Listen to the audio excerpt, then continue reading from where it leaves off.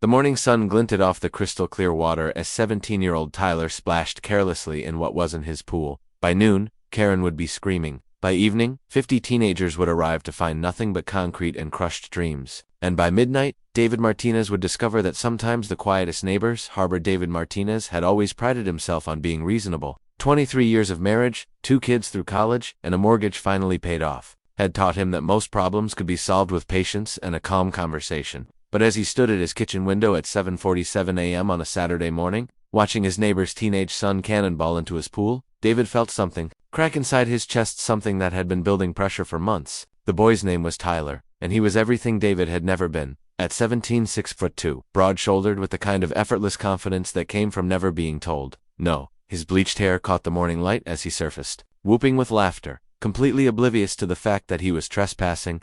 Not again, David muttered, his coffee mug trembling slightly in his grip. This wasn't the first time. It had started 3 months ago, shortly after Karen Hendricks and her son had moved into the house next door. Small things at first: Tyler cutting through David's yard to reach the street, leaving muddy footprints on the pristine lawn David spent his weekends manicuring. Then Tyler had discovered that David's fence had a loose board, one that could be pushed aside just enough for a athletic teenager to squeeze through. The first time David had found Tyler in his pool, he'd been diplomatic. He'd waited until the boy climbed out, then approached with a friendly smile. "Hey there, Tyler, right? I'm David, your neighbor. Listen, I don't mind you admiring the pool, but this is private property. I've got liability concerns. You understand?" Tyler had barely looked at him, toweling off his hair with the same casual arrogance he brought to everything. "Oh yeah, sure, Mr. UH. He'd snapped his fingers, pretending to search for the name. Martinez, right? Martinez. Yeah, no problem." But Tyler's eyes had held no apology, only the calculating look of someone already planning his next move. The second time, David had been less friendly. The third time, he'd threatened to call Tyler's mother. The fourth time he had called her. Karen Hendricks was 42, recently divorced, and had moved to David's quiet suburban neighborhood seeking a fresh start for herself and her son. She had honey blonde hair that she touched constantly when she spoke, and a laugh that sounded like breaking glass. When David had knocked on her door that afternoon, she'd answered wearing yoga pants and a tank top that suggested she'd either just finished working out or was preparing to. "Oh, David," she'd said, as if they were old friends rather than neighbors who'd exchanged maybe a dozen words. "What can I do for you?" "It's about Tyler." David had begun carefully. "He's been using my pool without permission. I've asked him several times to—" "Oh, that—" Karen had waved her hand dismissively, the gesture somehow managing to make David feel like he was being dramatic. "Tyler mentioned you were a little territorial about your yard." Territorial, the word had stung more than David cared to admit. "Karen, it's not about being territorial, it's about property lines and liability. If he gets hurt—" "Tyler's a strong swimmer," she'd interrupted, her smile never wavering. "He was on the varsity team back in Denver. Besides, it's just so hot, and we don't have a pool." She'd let the sentence hang, as if David's failure to share his amenities was somehow a character flaw. "That's not really the point. You know what? I'll talk to him, but honestly, David, it's summer. Kids need to be kids, right?" She'd started closing the door, then paused. "By the way, Tyler's having a few friends over next Saturday for his birthday, just a small party. I hope the noise won't be too much trouble." That conversation had been a week ago now. Watching Tyler perform another elaborate dive into water that David paid to heat, clean, and maintain, David felt his reasonable nature finally snap. He set down his coffee mug with deliberate care and walked outside. Tyler was floating on his back, eyes closed, earbuds in, completely at peace in someone else's paradise. David stood at the edge of the pool, his shadow falling across the water. "Tyler." No response. David tried again, louder. "Tyler." The boy's eyes opened lazily, and he treaded water with the kind of casual grace that made David feel ancient at 50. "Oh, hey, Mr. Martinez. Beautiful morning, isn't it?"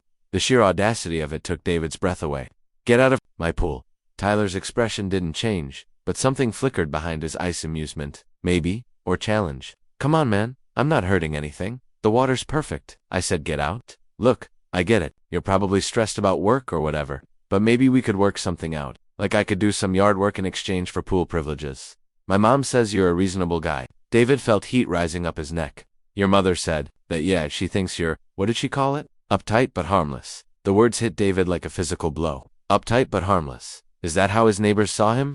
The quiet man who mowed his lawn every Saturday? Who never complained about late-night parties, who smiled and waved and minded his own business? "Tyler," David said, his voice dropping to a whisper that somehow carried more menace than shouting. "Get out of my pool right now, or I'm calling the police." For the first time, Tyler's cocky expression faltered slightly. But instead of compliance, David saw calculation. Okay, Tyler said, swimming toward the ladder with deliberate slowness. No need to get all crazy about it. As Tyler climbed out, water streaming from his athletic frame, he paused at the top of the ladder and looked David directly in the eye. You know, Mr. Martinez, you might want to consider that fence repair we talked about. Somebody could get hurt climbing through that gap. It wasn't a suggestion, it was a threat wrapped in false concern, and they both knew it. Tyler gathered his towel and flip-flops, taking his time, making sure David understood that he was leaving because he chose to, not because he'd been forced to. As he squeezed through the loose fence board, he called back over his shoulder. Thanks for the swim, neighbor. See you around. David stood there for a long moment after Tyler disappeared, staring at the ripples still disturbing his pool's surface. 23 years of being reasonable, of turning the other cheek, of being the bigger man, and what had it gotten him? A reputation as someone who was uptight but harmless. He thought about Tyler's upcoming party, about 50 teenagers who would undoubtedly think it was hilarious to crash the old man's pool. He thought about Karen's dismissive wave and her breaking glass laugh. He thought about all the times he'd bitten his tongue, all the confrontations he'd avoided, all the small indignities he'd absorbed in the name of keeping the peace. David Martinez had always prided himself on being reasonable, but as he walked back toward his house, his gaze fell on the pool's main drain valve, partially hidden behind a decorative stone near the equipment shed. He'd installed the emergency drainage system himself when they'd first built the pool, back when Sarah was still alive and they'd dreamed of grandchildren splashing in the shallow end. The valve was designed to empty the entire pool in under 6 hours. David Martinez had always been reasonable, but reasonable men, he was beginning to understand, finished last. And sometimes, finishing last meant being forgotten, dismissed, walked over by entitled teenagers and their equally entitled mothers. He checked his watch, 8:15 a.m. Tyler's party was scheduled for 6 p.m. next Saturday. That gave him exactly 6 days to decide whether he was going to remain the uptight but harmless neighbor, or whether it was time to remind his new neighbors that still waters run deep and that some people, when pushed too far, push back with the devastating precision of a man who has nothing left to lose. As David reached for the valve, his phone buzzed with a text message. Karen Hendricks. Hi David, Tyler told me about this morning. Boys will be boys, right? BTW, the party might run a little later than expected Saturday. Hope that's okay. Thanks for being so understanding. David stared at the message, at the casual assumption of his compliance, at the emoji that somehow made her entitlement even more infuriating. Then he looked at the valve again, imagining the sound of 20,000 gallons of water rushing away, imagining Tyler and his friends arriving to find nothing but concrete and the harsh reality that actions have consequences. His finger hovered over the valve for one long moment. Then, with the slow, deliberate movement of a man who had finally reached his limit, David Martinez began to turn it counterclockwise. The water started to drain with a sound like a whispered promise of justice. David Martinez had never been a man of impulse. Even now, watching 20,000 gallons of crystal clear water spiral down the drain, he felt oddly calm, methodical. This wasn't rage, it was mathematics. Tyler had calculated that David was harmless. Karen had calculated that he was manageable. They were about to discover how wrong calculated people could be when they miscalculated the quiet ones. By Monday morning, the pool was empty. David stood at his kitchen window, coffee in hand, admiring his handiwork. The white concrete basin gleamed in the morning sun like a bone picked clean. He'd spent Sunday carefully cleaning the pool's surface, removing every leaf, every speck of debris. If Tyler wanted to use his pool for a party, David would make sure it was absolutely pristine. At 7:30 a.m., right on schedule, Tyler squeezed through the loose fence board. David watched with scientific curiosity as the boy rounded the corner and stopped dead. Tyler's mouth fell open, his backpack sliding off his shoulder to hit the ground. With a dull thud, for a full 30 seconds, he stood motionless, staring at the empty concrete crater where his private swimming hole used to be. Then Tyler pulled out his phone. David couldn't hear the conversation, but he could read Tyler's body language, the frantic gestures, the pacing, the way he kept pointing at the empty pool as if his mother could see it through the phone. When Tyler finally hung up, he stood there for another minute, running his hands through his bleached hair. Then he looked directly at David's kitchen window. Even from 50 feet away, David could see the realization dawning in Tyler's eyes. This wasn't an accident. This wasn't a coincidence. This was war. Tyler walked slowly to the edge of the empty pool, his flip-flops echoing against the concrete. He cupped his hands around his mouth and shouted, "Real mature, Mr. Martinez. Real fucking mature." David sipped his coffee and didn't respond. Words were Tyler's game. David had chosen a different language entirely. 15 minutes later, Karen Hendricks was at David's front door. She stood on his welcome mat in a floral sundress and strappy sandals. Her honey blonde hair perfectly styled despite the early hour. But her smile, that practiced, dismissive smile, was nowhere to be found. "David," her voice was tight. "We need to talk." "Good morning, Karen. Beautiful day, isn't it?" Her eyes narrowed.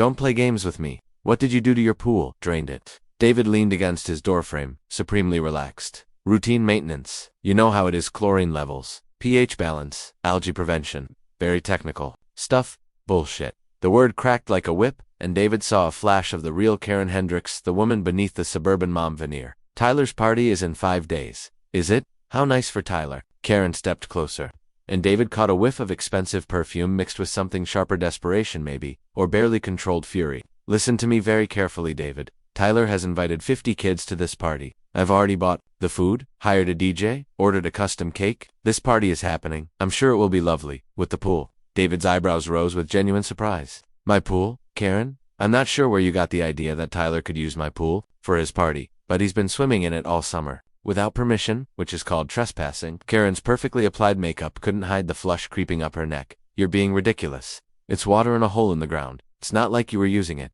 Actually, I was. I swim every morning at 6. Tyler's just been too busy trespassing to notice. The lie came so smoothly that David almost believed it himself. He hadn't been in the pool since Sarah died 3 years ago. But Karen didn't need to know that. Fine. Karen's voice dropped to a whisper that somehow managed to sound more threatening than screaming. How much? Excuse me. To refill the pool. To let Tyler have his party. How much do you want? David pretended to consider this, tilting his head thoughtfully. You know, Karen, that's a very interesting question. Let me think. 20,000 gallons of water, plus chemicals, plus heating, plus the liability insurance I'd need to cover 50 underage kids on my property.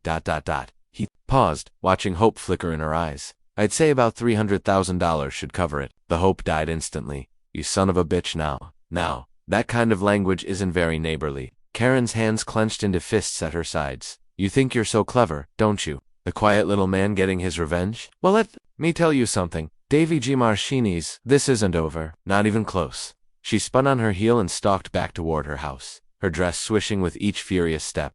David watched her go, noting the way she pulled out her phone before she'd even reached her front door. Tuesday brought the first escalation. David discovered it when he went to collect his morning paper. Someone had spray-painted asshole in bright red letters across his driveway. The paint was still wet, suggesting it had been done sometime after midnight.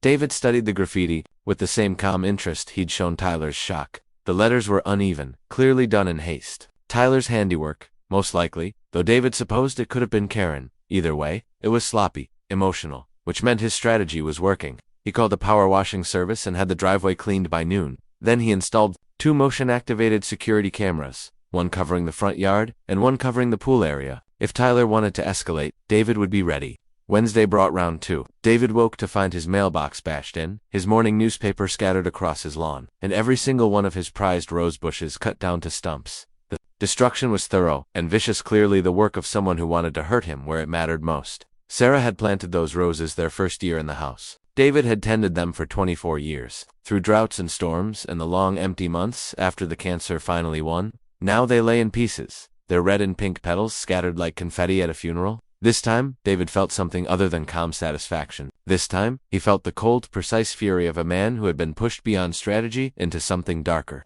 He cleaned up the destruction without a word, bagging the broken stems and crushed flowers with methodical care. Then he reviewed the security footage. Tyler's face was clearly visible in the infrared light, along with 2 friends David didn't recognize. They'd worn dark clothes and moved quickly, but they'd forgotten about the cameras. Tyler had even looked directly into one of them while swinging a baseball bat at David's mailbox, his face twisted with a grin that was equal parts excitement and malice.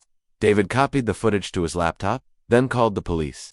Officer Janet Rodriguez arrived 20 minutes later, a compact woman with tired eyes and the kind of patience that came from dealing with suburban drama on a daily basis. She reviewed the footage with professional detachment, taking notes as Tyler's vandalism played out in high-definition clarity. Pretty clear-cut case, she said finally. Destruction of property, trespassing, vandalism. The kid's looking at some serious charges if you want to press them. I do. You sure? Sometimes these neighbor disputes can get out of hand. Maybe a conversation, Officer Rodriguez, David interrupted quietly. They destroyed plants that my late wife planted 24 years ago. They're not looking for conversation. They're looking for war. Something in his tone made her look at him more carefully. Okay, Mr. Martinez, I'll go have a talk with the family next door. David watched from his window as Officer Rodriguez knocked on Karen's door. He couldn't hear the conversation, but he could read the body language. Karen's shock, her frantic gestures, Tyler appearing in the doorway with his cocky smirk disappearing the moment he saw the uniform. 20 minutes later, Officer Rodriguez was back. The mother claimed she had no knowledge of her son's activities. she reported the boy. Well, let's just say he's got an attitude problem, but he admitted to the vandalism. He'll be charged as a juvenile community service. Probably, maybe a fine. The mothers agreed to pay for damages. And the party? Officer Rodriguez raised an eyebrow. What party? Tyler's birthday party. This Saturday. I have reason to believe they're planning to trespass on my property as part of it. Any evidence of that?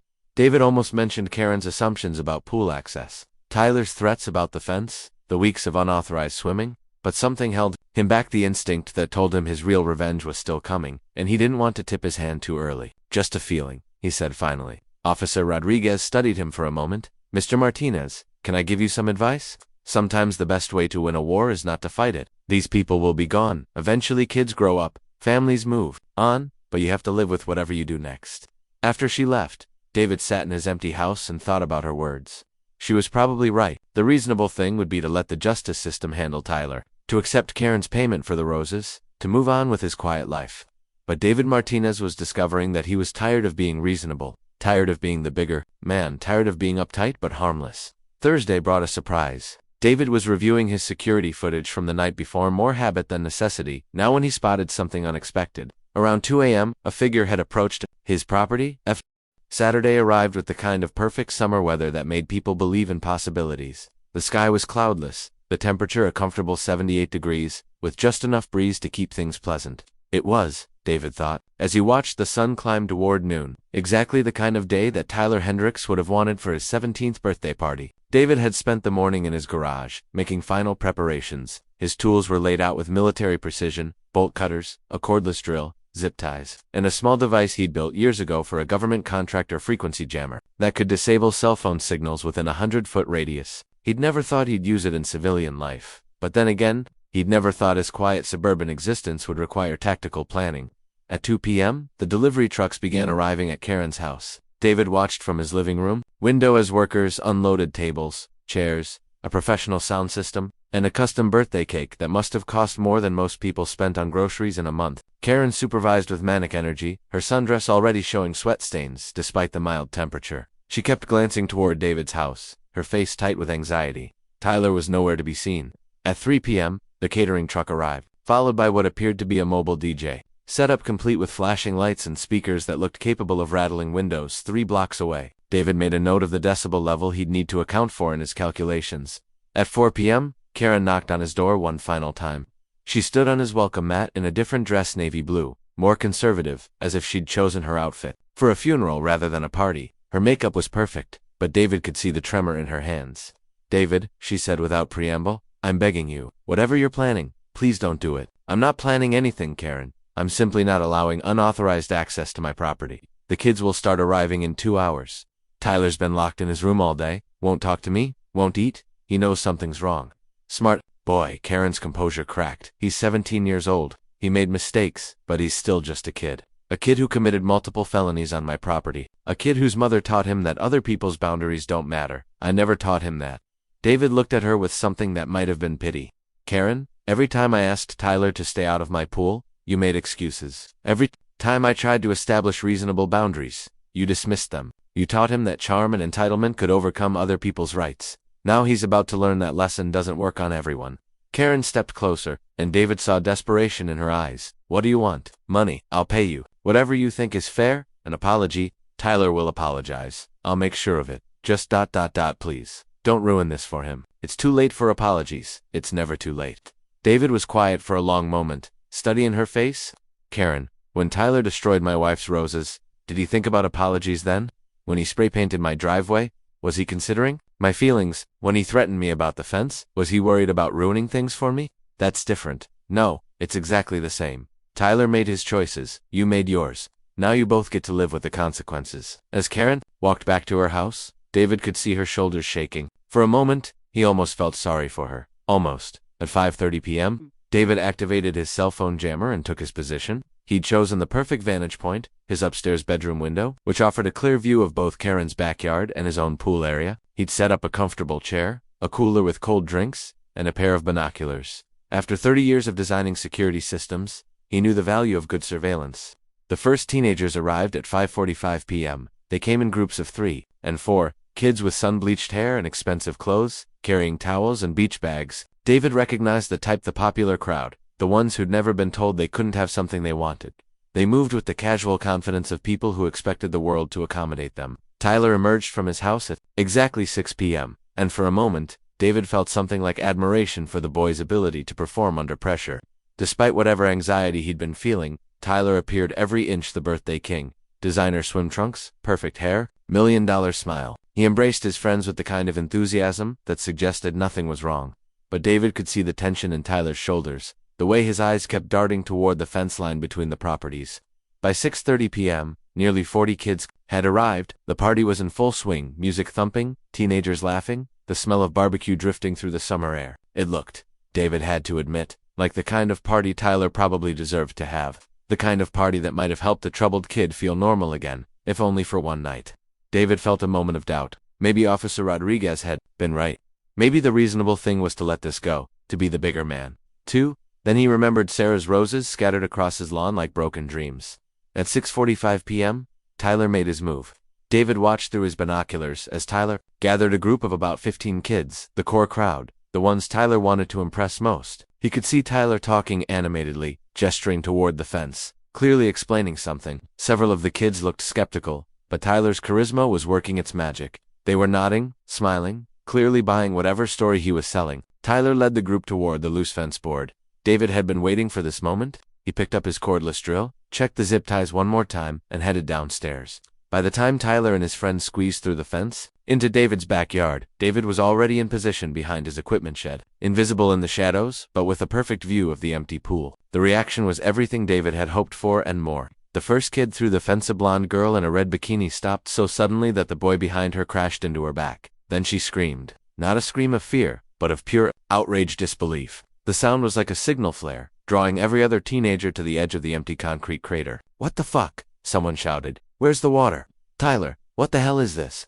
David watched Tyler's face cycle through emotions like a slot machine. Confusion, realization, humiliation, and finally, rage.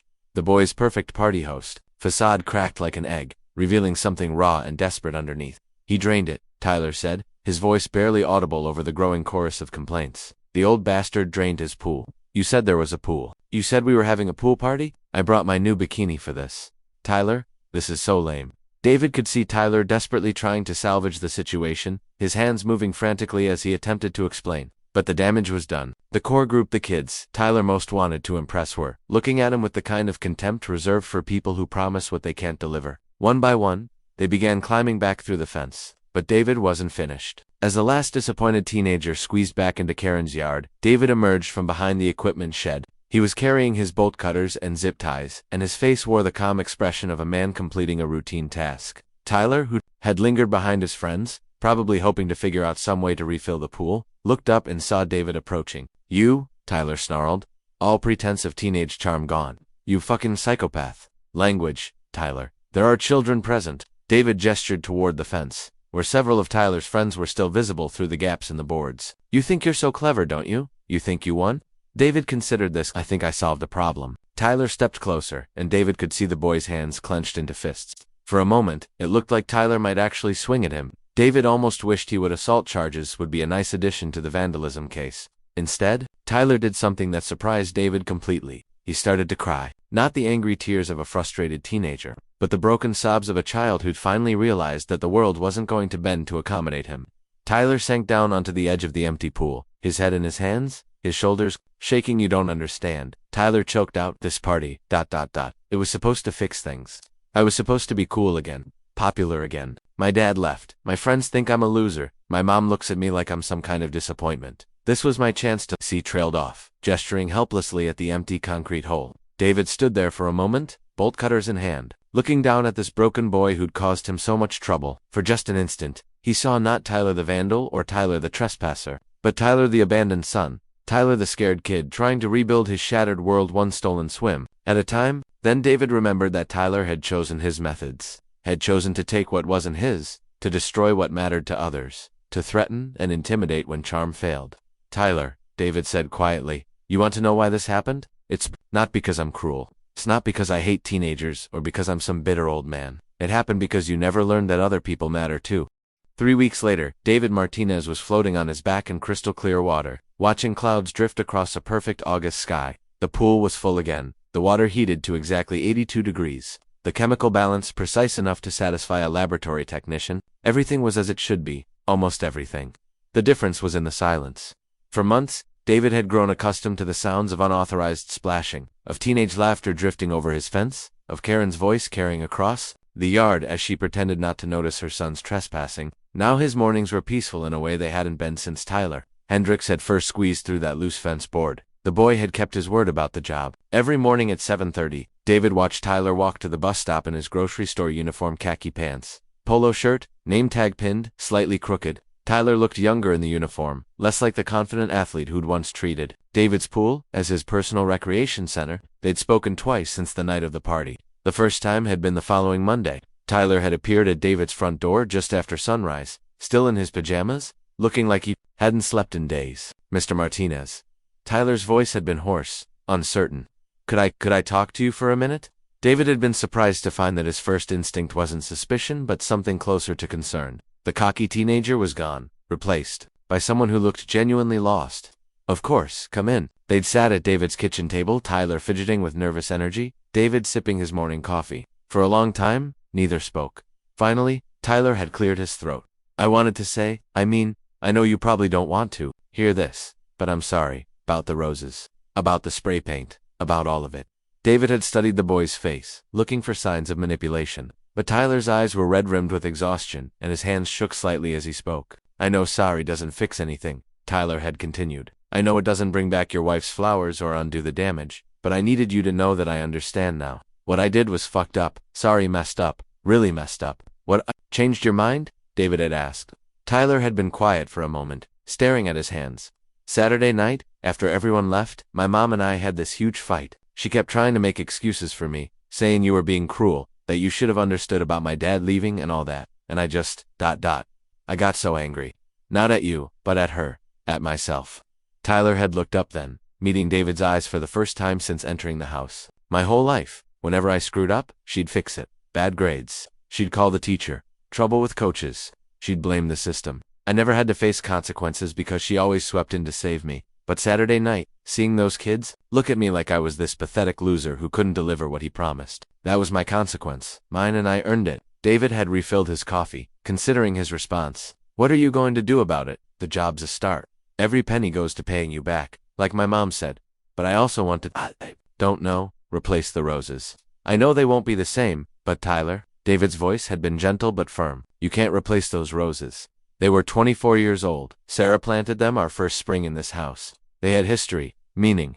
What you can do is understand why destroying them was particularly cruel, and make sure you never do anything like that again." Tyler had nodded, tears threatening again. "I understand. I really do." "Do you? Because understanding isn't the same as feeling sorry you got caught. I understand that I was treating you like you didn't matter, like your feelings and your property and your memories didn't count as much as my fun." Tyler had wiped his eyes with his sleeve.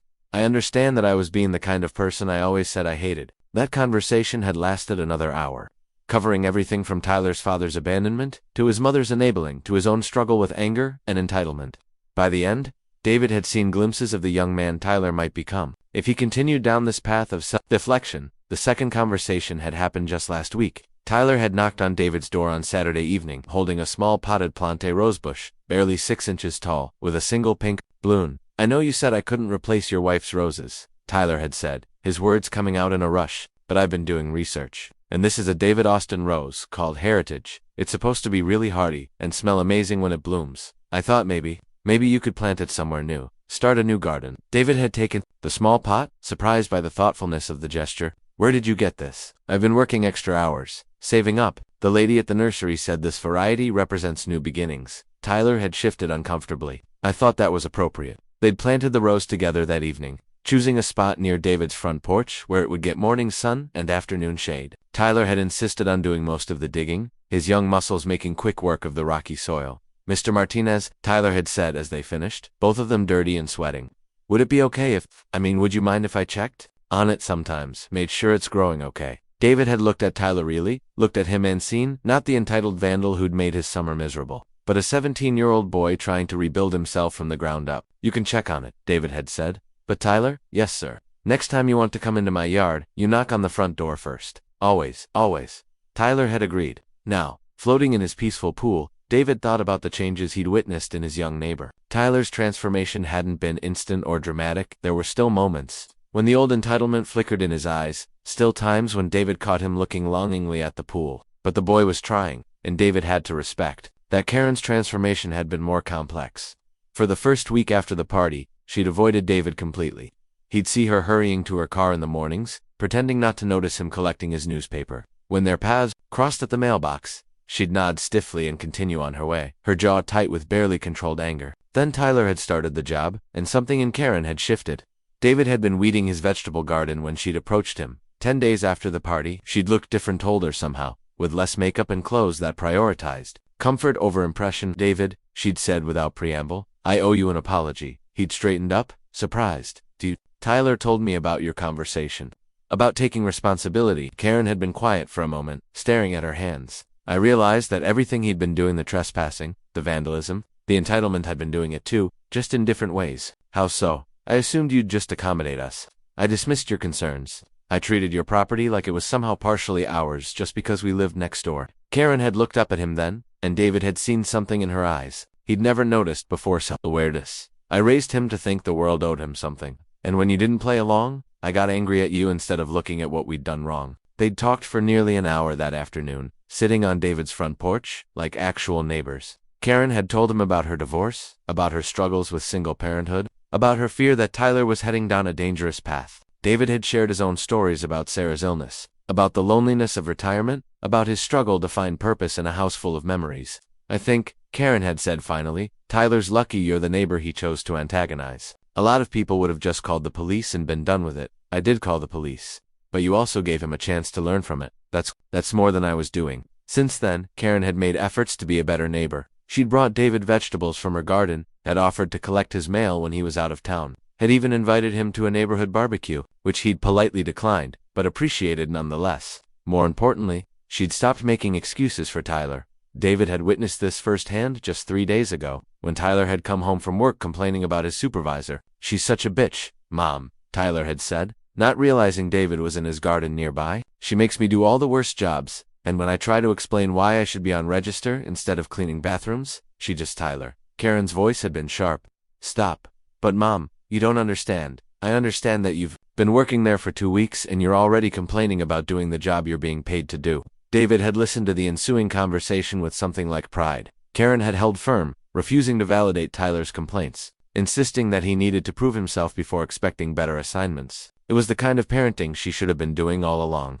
Tyler had stomped into the house, but he'd shown up for work the next morning without further complaint. Now, as David floated in his perfectly maintained pool, he reflected on the strange way life had unfolded. 3 weeks ago, he'd been a man consumed by quiet rage, planning elaborate revenge again.